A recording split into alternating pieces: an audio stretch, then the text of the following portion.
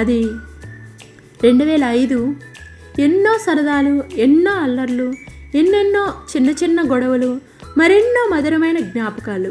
అప్పుడు కాలం ఇంత తొందరగా పరిగెత్తిపోతుందని మనకు తెలియదు. ఆ రోజులు ఎప్పటికీ ఇలానే గుర్తుంటాయి కదా. అలానే చూస్తుండగా 2016 కాలం కొంచెం ముందుకు వెళ్ళింది. చదువులు, బాధ్యతలు, జీవితంలో కొత్త కొత్త దారులు, తెలియకుండానే కొంచెం దూరం పెరిగింది. కలిసి గడిపే సమయం తగ్గింది, కానీ మనుషుల మధ్య దూరం మాత్రం ఎప్పుడూ తగ్గలేదు.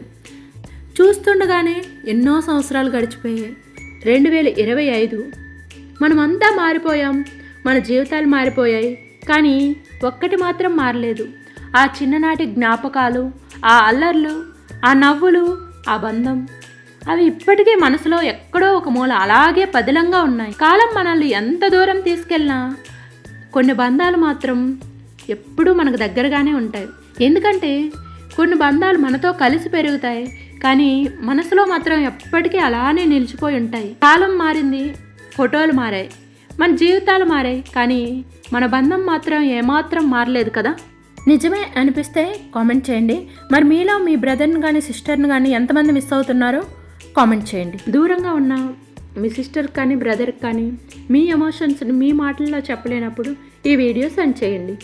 మరి మా ఛానల్ని సబ్స్క్రైబ్ చేసుకోవడం మర్చిపోవద్దు. Thank you.